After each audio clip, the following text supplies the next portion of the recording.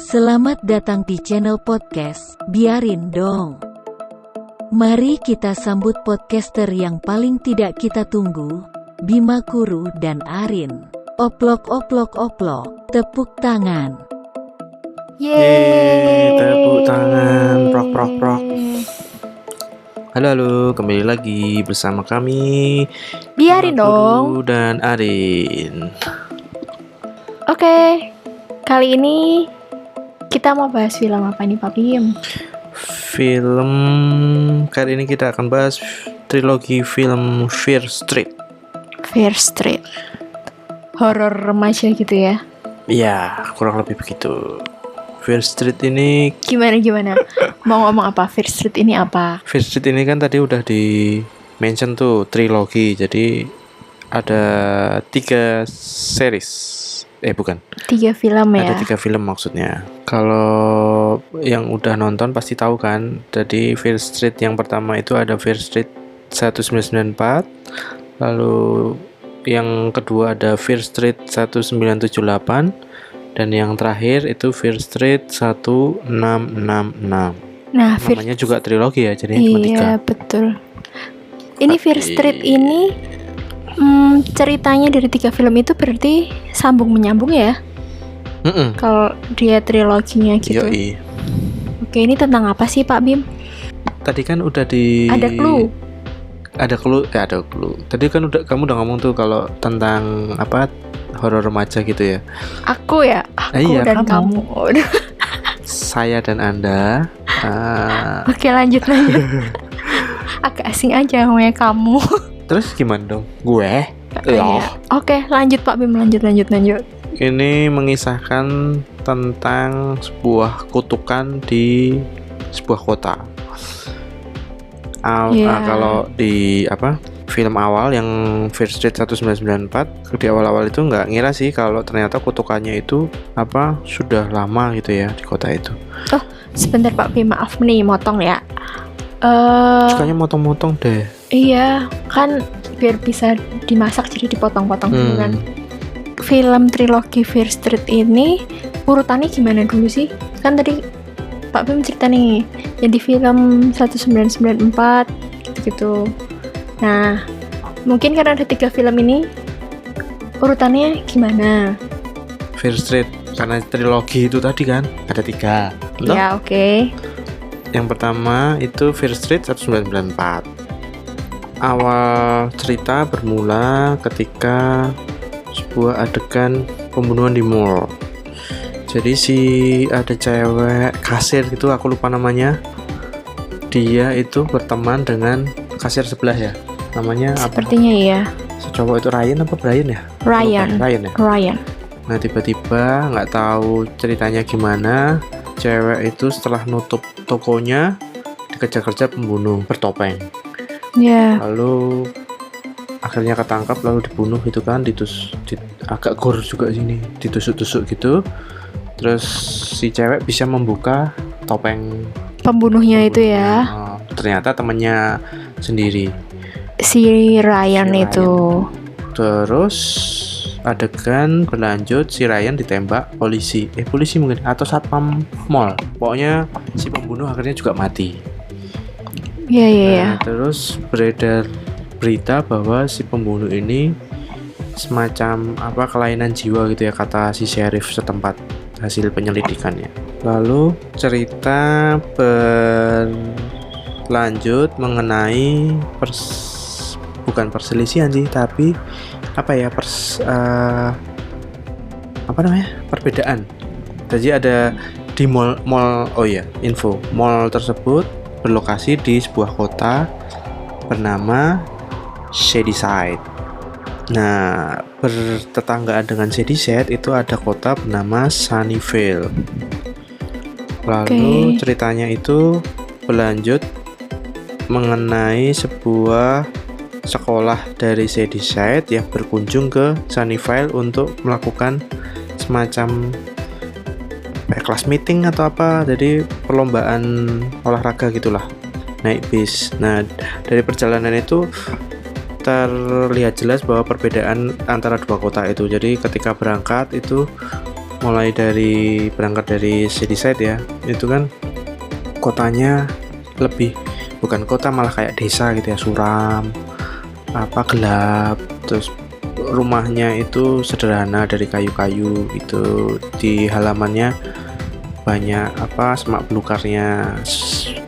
Digambarkan kotanya tuh kayak kota suram gitu, tapi berbeda ketika masuk ke kota Sunnyvale. Ketika masuk kota Sunnyvale itu rumahnya lebih mewah-mewah gitu ya, modern gitu ya. Modern, kebanyakan berlantai 2, lalu halamannya luas, lebih terawat gitu. Jadi mungkin kota Shadyside sama Sunnyvale ini terlihat kayak kesenjangan ekonominya gitu ya. Kalau yang kaya-kaya itu yang lebih makmur gitu, lebih makmur di Sunnyvale, terus yang mungkin kalangan menengah ke bawah gitu di Shadyside gitu ya. Lanjut ya. Oke. Terus gimana? Nah, kisahnya ini menceritakan menceritakan sosok yang namanya Dina. Dina itu dari kota Shadyside. Lalu dia berkunjung ke Sunnyvale yang itu tadi acara kunjungan dari sekolahnya itu. Nah, ternyata di sekolah Sunnyvale itu dia ketemu pacarnya, si Sam. Jadi setelah dari ceritanya itu bukan ketahuan, akhirnya jadi si Sam ini ternyata dulunya juga dari Shadyside, tapi dia pindah, mungkin ya karena ngikuti orang tuanya ya, pindah ke Sunnyvale. Akhirnya sekolahnya juga pindah ke Sunnyvale. Jadi si Sam dan Dina yang tadinya pacaran itu akhirnya saling berseteru karena berarti ini mantan ya? Berseterunya tuh karena perlombaan di sekolahnya itu sih, tapi juga ke bawah namanya juga anak muda ya, saling support sekolahnya itu. Akhirnya mereka saling berselisih gitu ya. Iya, mantan. Kalau Dina sih nganggapnya masih pacaran sih, meskipun di film itu si Sam akhirnya udah punya pacar baru ya, yang ngejar pakai mobil itu loh. Bukan karena si Dinanya jealous terus dia ini ya marah sama si Sam ya? Iya ya. Iya, kalau jealous ya si Dinanya. Aku juga lupa sih, cuman kalau yang aku tangkap di film itu ada adegan si Dina itu nulis surat ke Sam yang intinya dia sebel gitu sama Sam. Tapi dia selalu curhat-curhat itu terus sampai akhirnya ada pertemuan itu yang sama Sam itu ketemuan. Karena acara sekolah itu kan? Yes. Oke. Tapi sebelumnya kayaknya mereka udah marahan, entah putus atau gimana, aku juga lupa sih. Iya. Kalau nggak salah, ya faktornya banyak sih putusnya. Orang tuanya juga nggak setuju kan? Wih. Ya, Dina sama Sam ini, kenapa orang tuanya si Sam ini nggak setuju?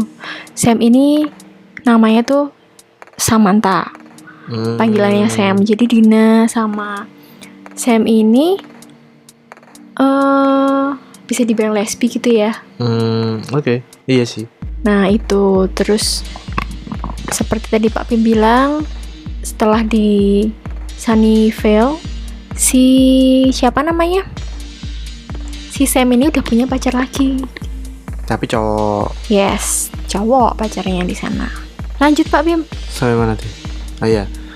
Dan singkat cerita, akhirnya antara bis yang ditumpangi Dina dan kawan-kawan itu dibuntuti sama mobilnya si Sam sama pacar cowoknya. Terus mereka kecelakaan gitu ya. Terus si Dina dan teman-teman itu nolongin si Sam dan pacarnya. Nah, tanpa sengaja itu entah gimana ceritanya, itu kayak mereka di dekat lokasi mobil kecelakaannya itu ada kayak rantai gitu loh. Katanya sih menurut cerita yang beredar di daerah situ, itu tuh kayak rantai yang dulunya itu untuk menangkap penyihir namanya siapa? Sarah Fier. Nah, karena nggak sengaja megang itu mereka semacam Yang nggak sengaja megang siapa nih? Si Sam. Kayaknya si Sam ya.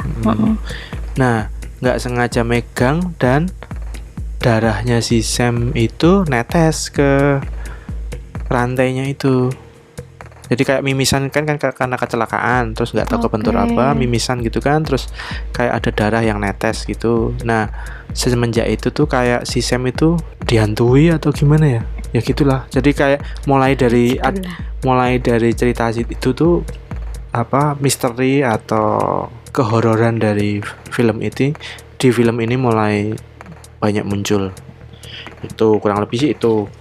Jadi kalau boleh dirangkum, jadi 94 itu lebih berfokus pada si Dina dan Sam, dan juga menceritakan terkait kutukan di kota Shadyside. Kurang lebih gitu sih ya. Kamu mau nambahin? Ada yang kurang nggak ceritaku? Mungkin nambahin aja ya. Jadi mulai dari yang si Sam itu nggak sengaja megang rantai yang menurut rumor itu adalah dulunya digunakan untuk membunuh penyihir. Nah, rada balik ke kota Shadyside ya. Jadi menurut cerita turun-temurun itu, Shadyside itu kenapa daerahnya dia daerah pinggiran atau mungkin daerah yang ketinggalan dibandingin sama mana satunya Sunnyvale dibandingkan sama Sunnyvale itu karena menurut cerita turun-temurun, Shadyside itu merupakan kota kutukan dari penyihir yang bernama Sarah Fier gitu. Terus karena setelah tadi Pak Pim sempat bahas juga ada pembunuhan berantai di mall ya, di mall. Ternyata itu tuh berlanjut lagi setelah si pembunuhnya itu mati tertembak. Ternyata pembunuhan yang di mall itu berlanjut nih setelah kejadian Sam nggak sengaja menyentuh rantai itu. Sam tuh jadi kayak ada penglihatan masa lalu gitu, terus dia jadi kayak diteror atau dibayang-bayangi tentang pembunuhan Sarah Fier itu, walaupun itu kayaknya belum jelas gitu. Terus ternyata si Ryan itu yang mati tertembak polisi kasus pembunuhan di mall itu dia bangkit lagi. Terus habis itu rumor beredar kalau itu arwahnya si penyihir Sarah Fier ya, itu gentayangan untuk balas dendam gitu. Nah, si Dina ini mereka punya teman deket nih, selain dia deket sama Sam, Dina tuh punya adik juga. Adiknya namanya Josh tuh hobinya dia online gitu sih, nge-game apa chatting ya, chatting online gitu ya. Terus ada juga dua sahabatnya si Dina namanya Simon sama Kate. Mereka pacaran gitu ya. Enggak deh ya, sahabatan ya. Tapi pacaran juga kan? Sahabatan. Terus ternyata setelah yang kejadian di mall itu tuh terornya jadi malah menyerang ke circle-nya si Dina ini. Karena mungkin si Samnya megang rantai kali ya. Terus lupa nih kenapa akhirnya mereka bisa lari sampai ke mall. Oh, karena tiba-tiba pembunuhnya itu tuh neror rumahnya Dina gak sih? Atau rumahnya Sam ya? Rumahnya Dina. Jadi Sam yang main ke Shadyside. Oke, terus habis itu intinya mereka kembalilah ke mall yang terjadi pembunuhan itu. Dina tuh awalnya dia tipe orang yang nggak percaya sama kutukan sihir atau mitos-mitos gitu, orang modern. Cuman ternyata itu tuh kok banyak kejadian yang makin kesini tuh makin dia kayak diyakinkan oleh adiknya, oleh sahabat-sahabatnya gitu. Terus akhirnya dia percaya Terus dari Maksudnya percaya kalau kutukannya itu ada di kotanya dia gitu ya. yes, dan itu ulah dari Sarah-Fir. Terus Ulah dari penyihir Sarah-Fir menurut mitos yang sudah beredar itu kan. ya betul Pak Bem. Begitu. Lalu dari singkat cerita nih, dari berapa persahabatannya Dina itu, Mbak Dina, Sam, Adiknya George, dua Kate temannya sama Simon, Hmm. berlima ya. Itu tuh akhirnya teman-temannya terbunuh nih. Yang terbunuh ada Kate sama spoiler dong ini. Simon. Kate sama Bebas. Simon. Terus setelah terbunuh itu dipikirkan kutukannya selesai. Tapi ternyata kutukan itu tidak berakhir di situ begitu. Di akhir, jadi Fear Street 1994 ini kalau menurutku sih menceritakan tentang pembunuhan berantai, intinya ya pembunuhan berantai. Terus habis itu kalau Fear Street yang 1994 ini intinya sih menceritakan tentang kota kutukan Shadyside, terus persahabatan Dina dan teman-temannya, lalu pembunuhan berantai itu, sama tambah lagi nih spoilernya.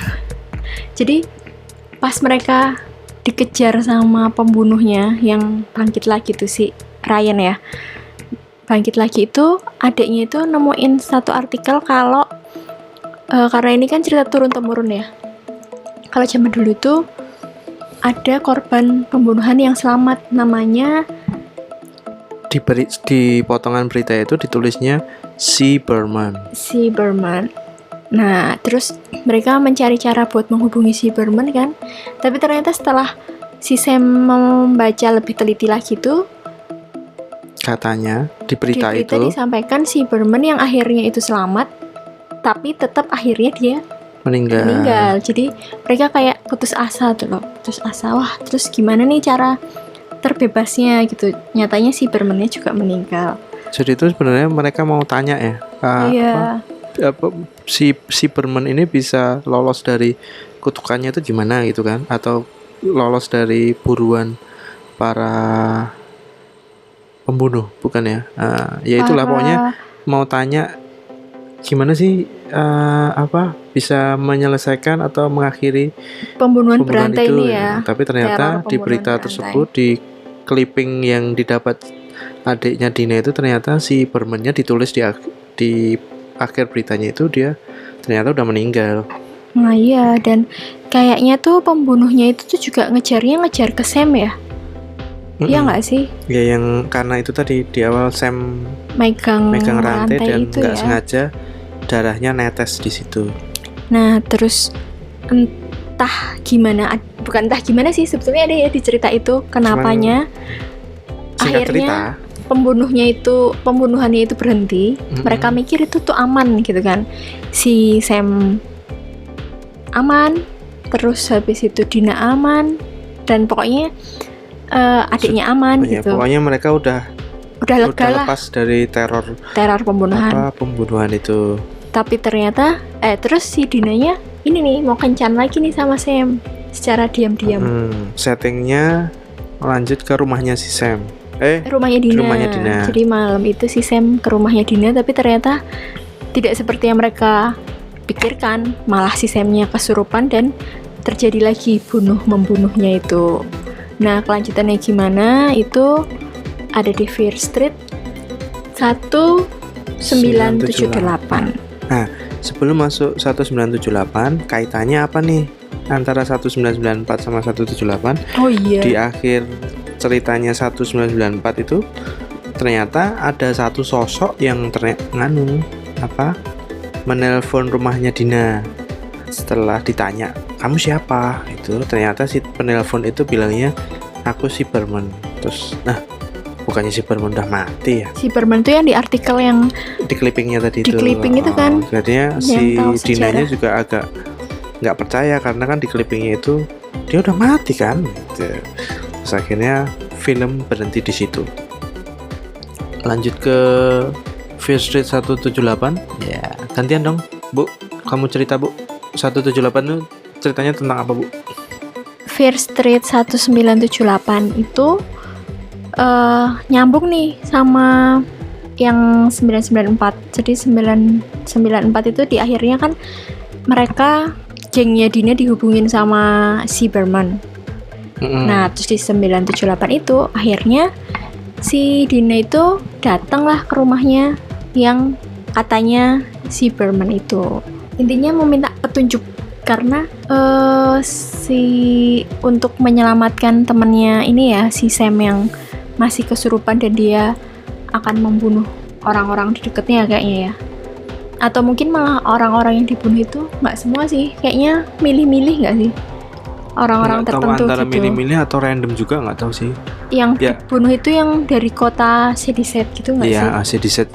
Ya itu tadi kan kutukan Shadyside kan. Pokoknya yang dimatiin, korbannya itu Shadyside semua deh ketoknya. Ya nggak sih? Kayaknya Tonton aja deh ya.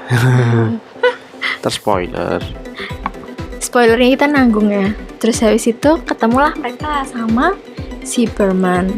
Tapi si Berman itu awalnya nggak mau menemuin mereka karena si Dina bawa siapa namanya pacarnya? Sam yang posisi lagi kesurupan. Dinanya si siapa namanya? Si Berman-nya kan juga jadi takut ya. Nanti dia yang selama ini udah bebas aman, dia terlibat lagi nih ke teror pembunuhan berantai itu. Kayak trauma masa lalu gitu ya. Iya. Terus setelah dirayu segala macam, akhirnya si Berman mau memperbolehkan mereka masuk.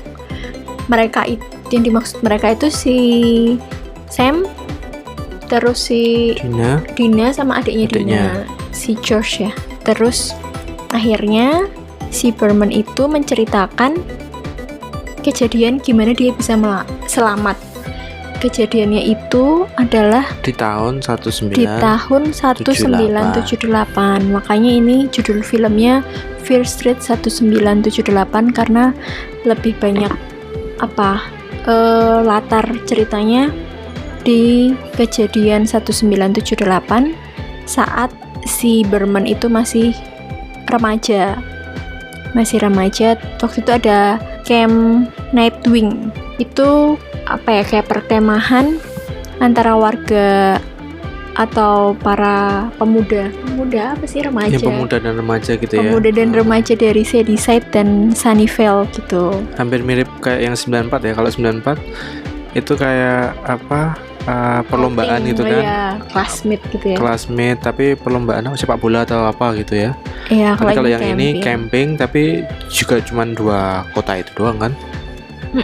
Sama panitianya gitu. Sama panitianya juga dari 2 kota itu juga. Iya, betul. Gitu. Terus tokoh-tokohnya itu sebetulnya yang di 1978 itu sebagian masih hidup juga sih. Dan ya karena kan 1978 ini menceritakan masa mudanya si Berman tadi kan. Jadi ya teman-temannya istilahnya yang seumuran si Berman di 1994 itu masih remaja. Oh iya, di betul. 178 kan. Iya, makanya yang hidup, mereka yang akhirnya selamat bisa hidup sampai 1994. Sampai. Terus jadi 1978 ini menceritakan tentang si Berman. Awalnya agak bingung sih, karena si Berman itu adalah 2 bersaudara. Cewek-cewek semua gitu, kakak adik. Terus mereka namanya dong nggak akur nih, sebentar. Oh ya.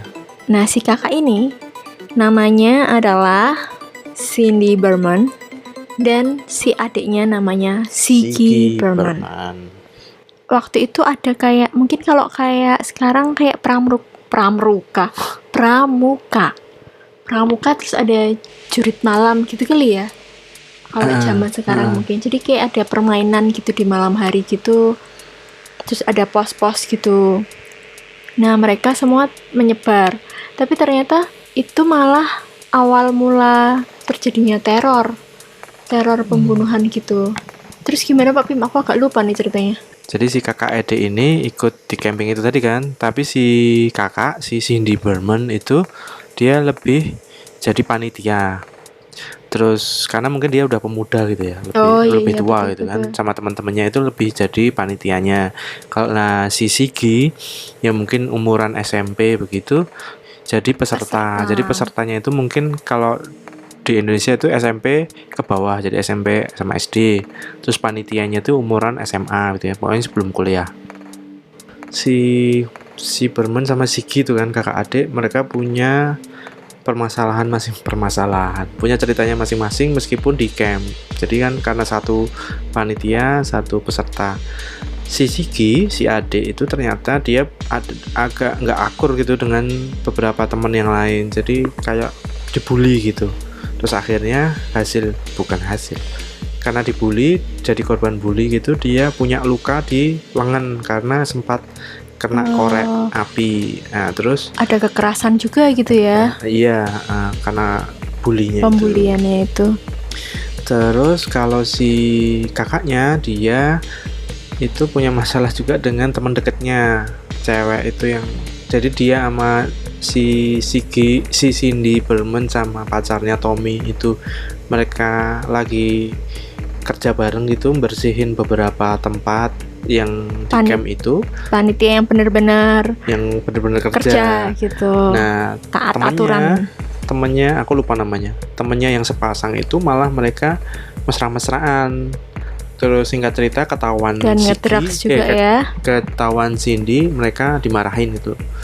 Nah, terus akhirnya si Cindy mutung marah sama temennya itu. Singkat cerita dia ketemuan sama si Sigi. Nah, si Sigi lagi luka kan, terus dia bilang, yaudah kan sana, nyuruh dia ke suster gitu ya. Jadi ada kayak suster yang kesehatan mungkin ya, tim kesehatannya. Nah, akhirnya si Sigi ke susternya itu minta obat karena luka bakarnya. Si perawatnya ini dulu pernah punya anak, dan anaknya itu juga korban pembunuhan yang berantai itu. Jadi terus si perawat ini kayak stres gitulah. Nah, jadi bukan kesurupan ya, jadi mungkin lebih punya luka batin yang bikin dia emosinya nggak imbang gitu kali ya. Nah, terus secara nggak sengaja si Sigi itu kayak lihat buku atau kayak buku sihir gitu ya di mejanya si perawatnya itu. Jadi ada kayak tutorial, bukan lah ya, tutorial buku sihir gitulah intinya. Nah, terus catatan harian apa ya? Bukan catatan harian sih menurutku, jadi lebih kayak kayak diary-nya buku sihir itu ya. Buku sihir itu, kitab. Terus waktu diobati itu kayak meracau gitu si perawatnya ini. Jadi dia pokoknya ngomongin tentang kutukan-kutukan gitu. Adegan di klinik selesai nih, terus gitu ganti adegan kayak mungkin di ruang makan atau semacam kapel gitu. Mereka berdua, siapa, Tommy sama si Cindy baru beres-beres di situ sih, baru bersihin di situ. Tahu-tahu si perawat datang ke situ sambil bawa pisau itu ya. Iya, betul. Itu gitu. Ya, lanjut ya. Jadi terus intinya adalah perawat itu berhasil ditaklukkan. Terus ada polisi sama ambulan juga yang datang ke situ. Akhirnya komentar dari Pak polisinya itu bahwa si perawatnya ini mungkin punya gangguan mental karena dia kehilangan putrinya yang korban pembunuhan itu. Terus dan lepas dari situ si mulai Tommy dari situ terluka. Tommy kan ya namanya. Nah, sejak itu jadi si Tommy itu mulai aneh. Dia sering kayak ngelamun, kayak pandangannya kosong gitu kan. Setelah mungkin dia terganggu dengan kalimatnya si perawatnya itu ya. Kepikiran terus. Nah, terus adegan. Terus ceritanya berlanjut si Cindy, Tommy, dan juga sepasang temannya itu. Mereka kayak berpetualang dengan sengaja ke tengah hutan pada saat ini ya, acara jurit malam acara games gitu. Jadi karena mereka panitia, mereka nggak ikut gamesnya kan, terus mereka malah main sendiri gitu ya ke hutan. Terus ya itu tadi mereka menemukan kayak rumah ya, quote and quote rumah penyihir gitu ya. oh iya, Jadi di dalamnya itu ada benda-benda aneh-aneh gitulah, kayak mungkin ya memang apa tentang sihirnya itu mungkin. Nah, mulailah di situ keanehannya Tommy semakin menjadi-jadi. Jadi kalau di 94 itu kan pembunuhnya si Ryan. Ryan. Yang 94 tadi kan pembunuhnya Ryan. Nah, kalau yang di 78 ini si Tommy lah yang jadi pembunuh berantai itu. Jadi ada beberapa, termasuk temannya Cindy itu, yang pacarnya temannya Cindy ya. Iya. Itu juga jadi korban pembunuhan. Terus ada beberapa peserta itu juga jadi korban pembunuhan, dan semuanya adalah warga Shadyside. Nah, karena apa latar kejadian ini di Camp Nightwing, jadinya ya kebanyakan bukan kebanyakan, semua korbannya adalah peserta Camp Nightwing-nya itu. Ya mulai dari panitia sampai peserta. Jadi ada yang anak-anak juga, ada yang remaja juga, ada juga ya termasuk Tommy-nya juga. Panitianya juga ya. Tommy-nya juga mati kan? Tommy-nya iya. Iya kan? Di akhirnya Tommy-nya mati kan. Matinya kenapa sih tuh? Aku kok lupa ya. Pokoknya di pohon. Tonton aja. Nah, di awal ceritanya tadi kan ini yang ceritain adalah si Berman ya. Siapa yang dihubungi sama Dina tadi. Orang kunci gitu ya. Orang kunci dari kasus pembunuhan berantai di Camp Nightwing itu. Nah, di akhir ceritanya Berman dia menggambarkan bagaimana Cindy dan Ziggy itu diserang oleh pembunuh berantainya itu. Jadi kakak beradik ini terkepung gitu kan, mereka lari menyelamatkan diri gitu ya. Terus akhirnya mereka sampai ke pohon di mana zaman dulunya mitosnya itu si penyihir Sarafir itu digantung di situ. Entah gimana ceritanya mereka lari akhirnya sampai pohon itu, lalu mereka kayak dikepung si Tommy dan juga apa sih korban pembunuhan yang bangkit lagi. Ya bisa, dan dia jadi pembunuh gitu ya. Iya, dan kayak dia jadi mungkin pembunuh. Kayak si Tommy tapi dari tahun-tahun sebelumnya. Iya. Gitu kan. Jadi si Tommy itu kan memang jadi Tommy itu kayak dirasuki supaya dia jadi pembunuh. Nah, di adegan ini itu si Cindy sama Ziggy itu kayak dikepung Tommy dan 3 lainnya ya kalau nggak salah. Jadi ada total ada 4 ya kalau nggak salah itu. Lupa Pak. Ada banyak sih kayaknya. Intinya adalah akhirnya si Cindy sang kakak itu ingin menyelamatkan adiknya. Jadi dia itu menyerang Tommy ya kalau nggak salah. Menyerang Tommy, iya betul. Menghalangi dan menyerang Tommy gitu, terus meminta si Ziggy untuk lari menyelamatkan diri. Karena kayaknya yang dituju Ziggy ya. Kayaknya iya. Dari yang film itu tuh. Nah, terus waktu si Cindy ketangkap Tommy, Ziggy ketangkap yang lain. Jadi dua-duanya kayak dibunuh gitulah. Ya kan, jadi korban pembunuhan, mati. Di awal tadi kan si Berman itu adalah korban selamat dari Camp Nightwing. Ya. Nah, padahal di akhir ceritanya itu tadi kan Cindy Berman dan Ziggy Berman tuh mati dibunuh.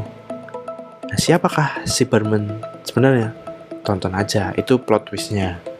Oh, ya kan? Ya betul. Terus ada ini yang kayaknya kita lupa belum ceritain dia mengkaitkan ke film selanjutnya. Kan ini udah di akhir cerita. Terus kaitannya dengan yang 66 yang film selanjutnya 1666 itu sebenarnya tadi di Fear Street 1994 itu kan terkait Sam ya. Jadi si Sam yang mobilnya kecelakaan lalu nggak sengaja nemuin rantai itu, menemukan menemukan tubuh si Sarafir. Karena Sarafir itu di rantai di situ. Gitu. Nah, kalau yang bukan di pohon. Si 1978 si Sigi ya yang nemuin tangannya. Di 1978 itu temennya Temennya temennya Cindy. Cindy itu nemuin potongan tangan si Sarafir. Terus akhirnya kayaknya dibawa, entah gimana, mungkin akhirnya terus disimpan sama Sigi kali ya potongan tangannya itu. Potongan tangan si pembunuh. Salah. Potongan tangan Sarafir. Jadi tuh, nah, oke, selesai sampai di sini. Kita lanjut ke Fear Street 1666. Nah, kalau di film terakhir nih ya?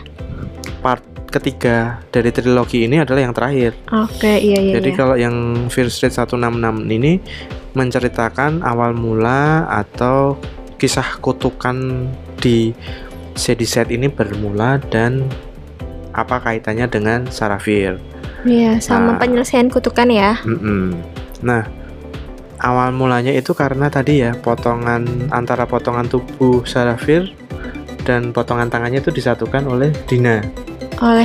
Betul. Nah, akhirnya si Dina itu kayak menjalani cerita sebagai Sarafir di tahun 1666. Iya, jadi dia kayak waktu si Dina dengan misi menyatukan potongan tangan dan tubuhnya biar harapannya kutukannya itu berakhir kalau tubuhnya itu jadi utuh lagi, tapi ternyata malah pada saat Dina menyatukan itu dia kayak kesedot ke masa lampaunya si Sarafir gitu. Jadi di film versi 1666 ini bercerita tentang Sarafir yang diperankan oleh Dina.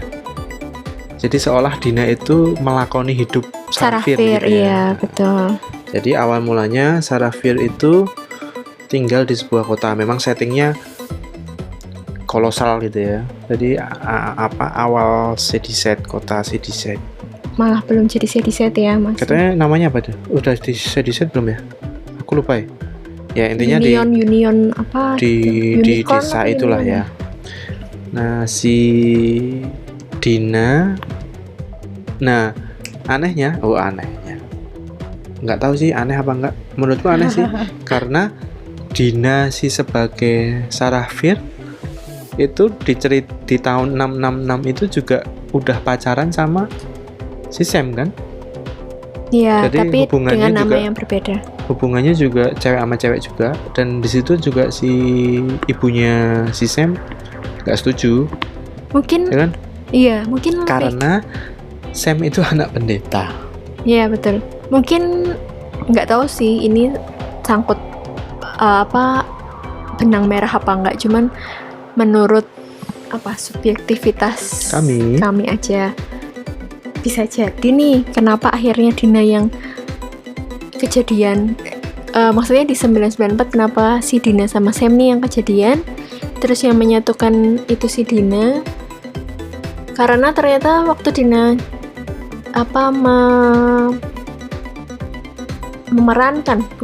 waktu Dina dapat penglihatan sebagai Sarafir itu di situ tuh mirip sama kisahnya Dina sama Sam.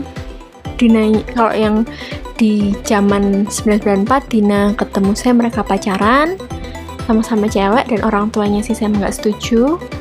Nah di 16666 ini si Sarafir juga pacaran sama siapa ya namanya? Iya, teman setempatnya itulah ya. Yang sama-sama perempuan juga dan orang tuanya juga nggak setuju. Bisa jadi itu karena itu ya, jadi mereka yang mengalami dari zaman 66 jadi mengalami kejadian di 94 ini terus kayak tergariskan kamu yang menyelesaikannya juga gitu kali menurutku. Nah, subjektif. Lanjut ya. Nah, jadi intinya adalah setelah tadinya mereka backstreet, hubungan si Dina sama Sam di 1966 ini tadinya backstreet karena memang hubungan terlarang kan? Ya, waktu itu memang hubungan terlarang. Lalu akhirnya hubungan mereka ketahuan deh sama orang setempat. Jadi terus semua hal yang semua hal buruk yang ada di desa itu akhirnya dikaitkan dengan hubungan mereka, bahwa hubungan terlarang mereka itu membawa kutukan gitu. Akhirnya si Sarafir sama pacar ceweknya ini kayak dipisahkan gitu dari masing-masing keluarganya. Si ibunya Sam, sebut saja Sam ya, aku lupa namanya ya. Siapa sih pacarnya Dina tuh? Pacarnya Sarafir? Iya, Hannah Miller, Samantha Fraser. Hannah Miller. Namanya Hannah? Oh, kalau nggak salah. Oh iya, Hannah ya. Hannah betul-betul. Atau? Hannah. Nah, si Sarafir ini yang aka Dina itu berhubungan sama Hannah Miller. Ya nggak sih? Iya, betul, Pak. Yang Hannah Miller itu jadi yang Samantha. Di masa 94 jadi Sam. Betul. Agak ruwet sih ini, karena di trilogi film ini tuh pemerannya sama-sama ya. Jadi ya itu menariknya sih ya. Mungkin ya. Nah, sampai mana tadi? Jadi kejadian-kejadian buruk mulai bermunculan di desa tersebut. Jadi yang kayak disalahkan itu si hubungan terlarang antara Sarafir dan Hannah ini. Nah, konfliknya mulai memuncak ketika skip dulu. Jadi si Sarafir itu tinggal sama bapaknya dan sama adiknya. Ibunya sudah lama nggak ada. Lalu si Sarafir ini punya om, namanya Solomon. Cuman Solomon ini tidak tinggal satu desa dengan mereka, karena setelah, kalau digambarkan itu keluarganya itu habis meninggal dan dia semacam mengucilkan diri di desa gitu di hutan. Jadi kayak di luar desa, cuman dia sendiri di situ, nggak ada tetangga kalau salah. Itu. Jadi kalau ada apa-apa itu biasanya si Sarafir itu curhatnya ke omnya ini. Meskipun jaraknya agak jauh, jadi dia sering main ke sana.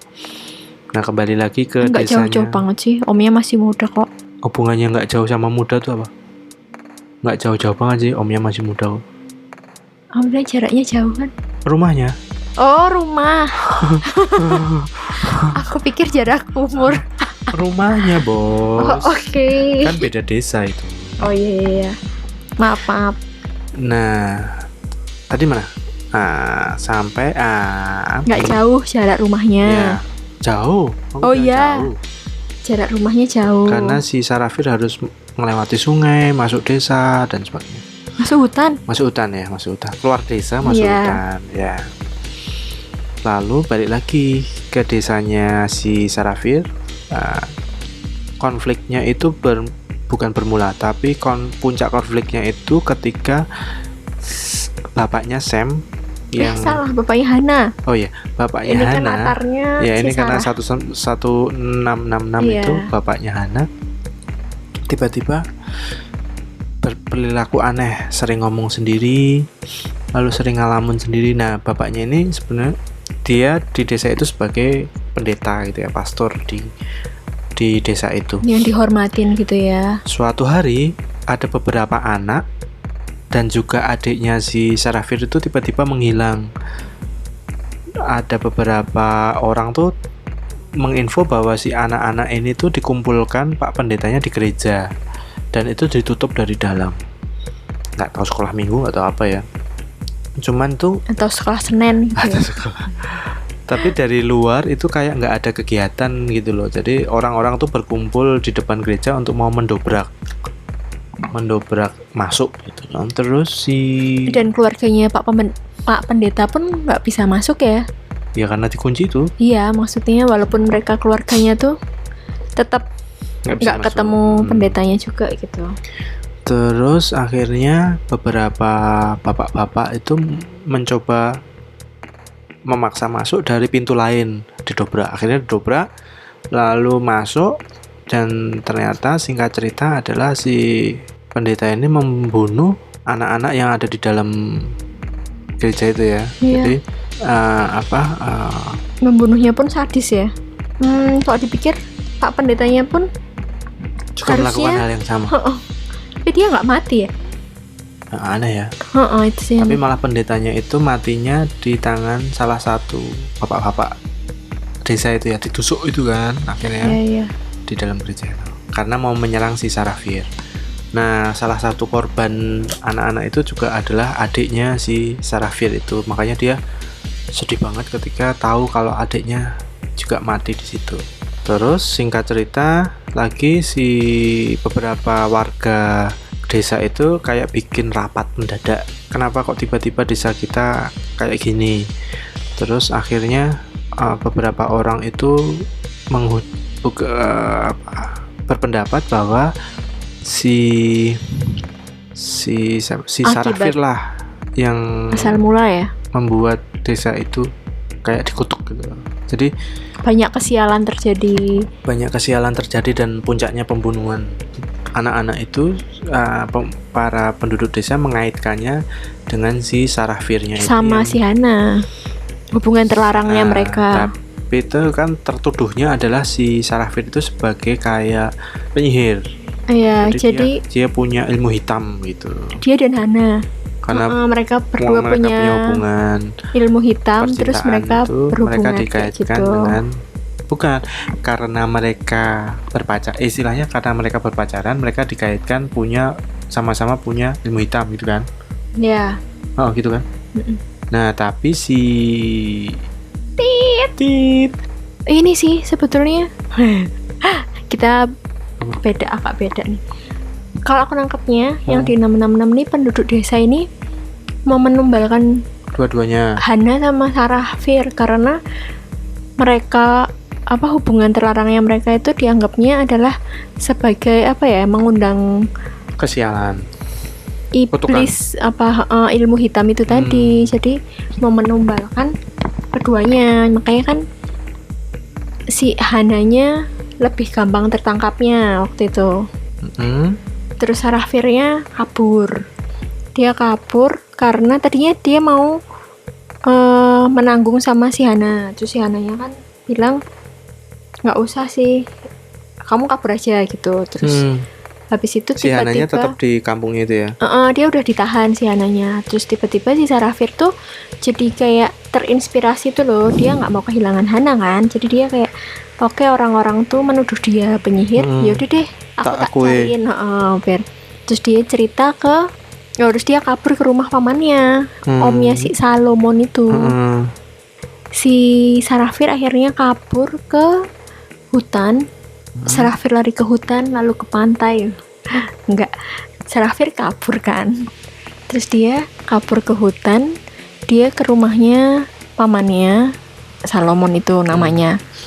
Terus dia, karena dia dekat sama Salomon, dia akhirnya ceritalah sama Salomon tentang apa yang ditemuinnya, kejadian yang dialaminya seperti apa, terus teka-teki yang menimbulkan pertanyaan Sarafir itu apa. Nah, tengah-tengah cerita itu penduduk datang ke rumahnya Salomon nyari Sarafir, tapi karena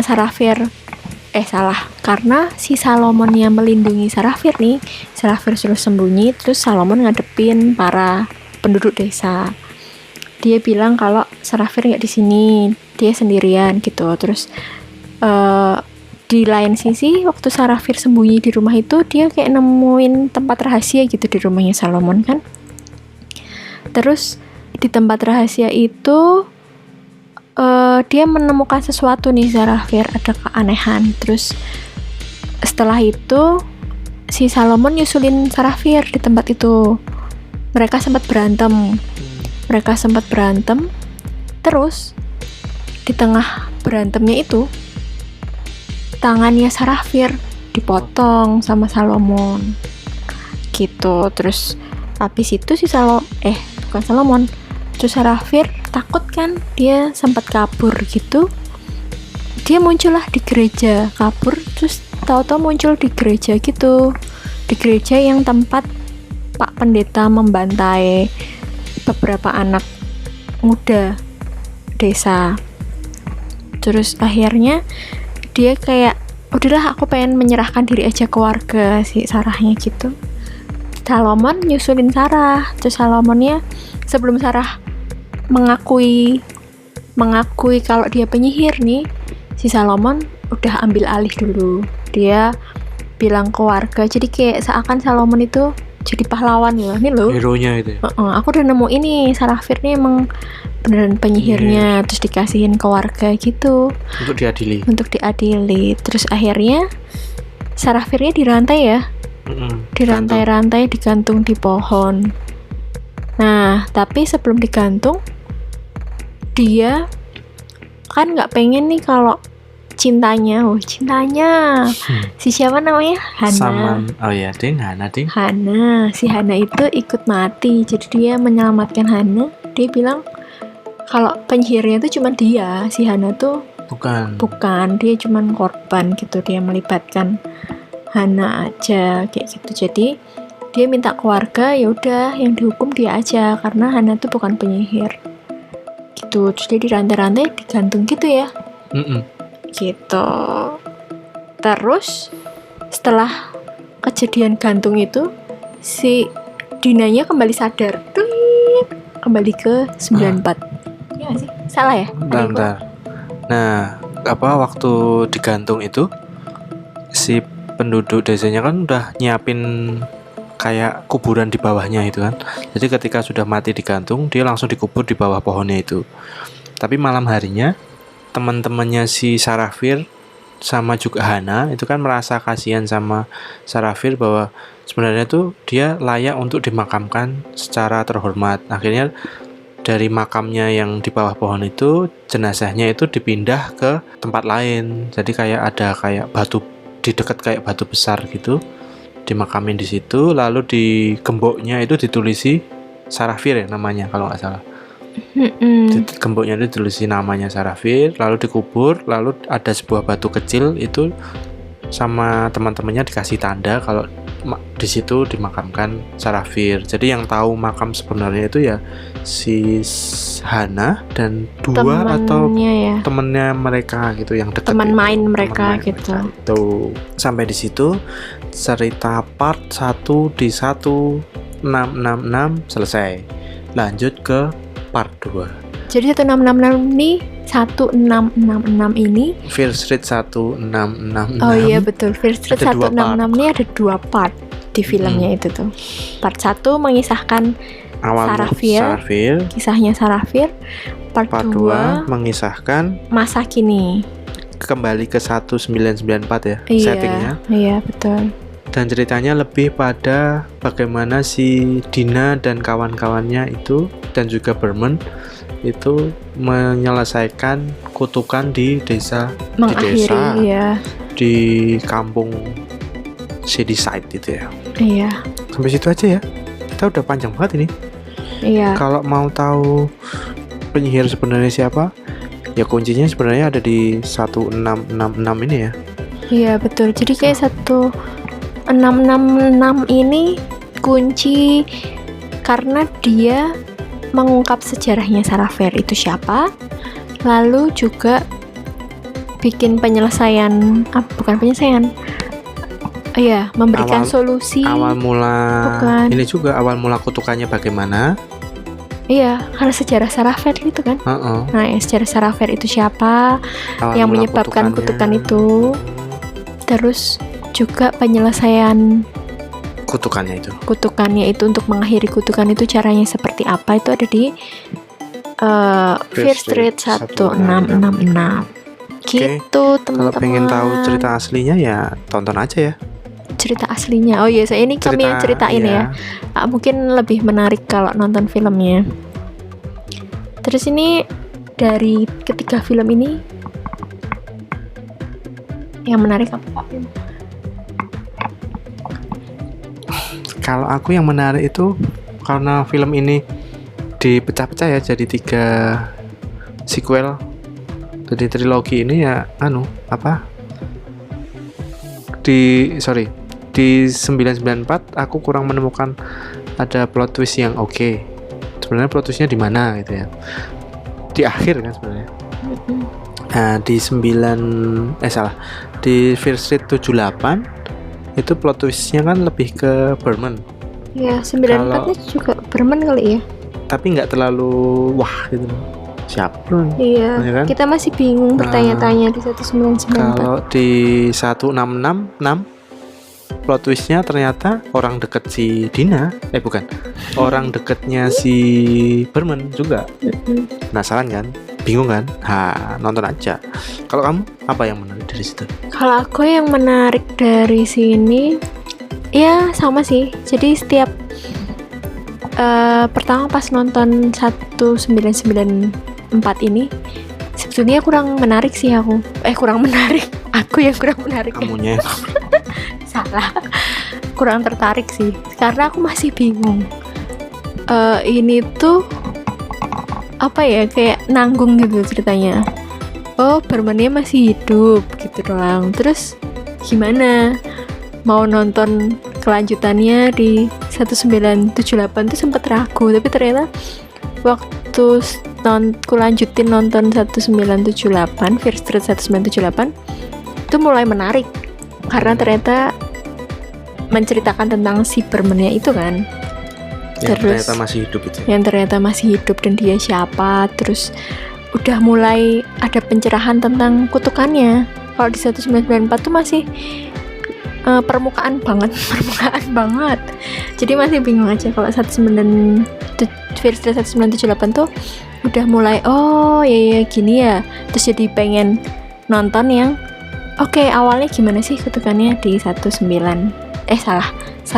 Fear Street 1666 itu. Gitu Pak Bim, itu yang menarik menurutku. Terus yang menarik lagi, ternyata di 1666 itu yaitu si Dina itu terpilih untuk merasakan menjadi siapa? Sarafir. Dan kisahnya mereka itu ternyata mirip. Kisahnya Dina sama kisahnya Sarafir itu hampir mirip. Dan apa ya? Yang sempat agak bingung karena pemerannya tuh sama sih ya. Artisnya tuh sama. Meskipun beda tahun ya, meskipun beda peranan, latar, itu juga yang memerankan itu aja. Gitu. Meskipun penokohannya dia di situ jadi beda kan. Ya, Antara Dina beda. jadi Sarah, terus si Samantha jadi Hana. Ya. Oke. Gitu Pak Bim. Nah, yang di 94 ya, Fear Street 1994 tuh sejak nonton di awal dengan genrenya yang horor remaja, lalu warna-warna scene-nya itu langsung keinget ini Goosebumps, novel Goosebumps. Nah ternyata bener apa nih yang bener? Ada kaitannya antara Fear Street sama Goosebumps itu ternyata yang nulis sama berdasarkan novel. Jadi antara Fear Street sama Goosebumps itu sama-sama berdasarkan novel, dan yang nulis novel itu ternyata orangnya sama. Siapa Pak Bim yang nulis? Aku nggak hafal. Ini habis cari di Wikipedia. Nama penulis novelnya itu Robert Lawrence Stein. Gimana bacanya? Oke. Nah ternyata kalau dilihat di Wikipedia, si Fear Street malah ditulisnya lebih dulu daripada Goosebumps. Oh gitu, jadi nih cerita lama ya? Novel lama. Iya, novel lama. Kalau nggak salah ya, coba dicek di Goosebumps Wikipedia. lebih dulu difilmin kalau nggak salah. Itu mungkin karena lebih laku kali ya. Oh iya. Mungkin loh ya. Jadi betul. Secara novel mungkin si Goosebumps-nya lebih laku daripada Fear Street, dan si Goosebumps itu bukunya lebih banyak deh. Maksudnya serialnya lebih banyak daripada si Fear Street. Makanya Goosebumps-nya lebih dulu difilmin, diangkat ke film. Itu bosku. Oke, karena udah panjang kita bercerita dan ngalor ngidulnya ini, langsung ke rating. Boleh. Dari kamu, rating untuk trilogi Fear Street secara umum? Berarti keseluruhan untuk 3 film ini ya, ratingnya? Yes. Untuk 3 film ini 4. Oke. Aku juga sama, bintang 4. Yeay. Oplok. Tumben kali ini kita sama ya. Oh ya. Karena mungkin dari 3 film jadi di rata-rata jadi. Oh iya benar. Memang kalau per film bisa beda-beda sih. Itu aja. Kalau mau lebih lengkapnya ya nonton filmnya aja ya. Mungkin cerita kami belepotan, loncat-loncat karena 3 film ini. Karena 3 film ini memang saling berkaitan. Betul. Oh iya, dan mungkin kalau buat yang penakut nih, yang penasaran tapi penakut kayak aku gitu ya. Untuk nakut karena nonton film horor gitu. Hah? Kenapa? Ini Tipsnya adalah ternyata nggak menakutkan sekali kok. ya karena horor remaja itu ya. Iya. Horornya karena mungkin pembunuhan bukan hantu-hantu gitu ya. Gitu. Cuman ya itu kalau yang nggak suka darah-darah ya mungkin nggak cocok juga ya karena kan banyak darah-darahnya juga kan ini. Cuman yang nggak sehoror yang mengagetkan, nggak ada kriet gitu, nggak ada. Dan nggak ada yang wah ngagetin. Nggak ada yang bikin kaget. Cepat nggak ada. Oke. Gitu dulu ya cerita dari kami. Oke, sampai ketemu di film-film berikutnya. Dadah.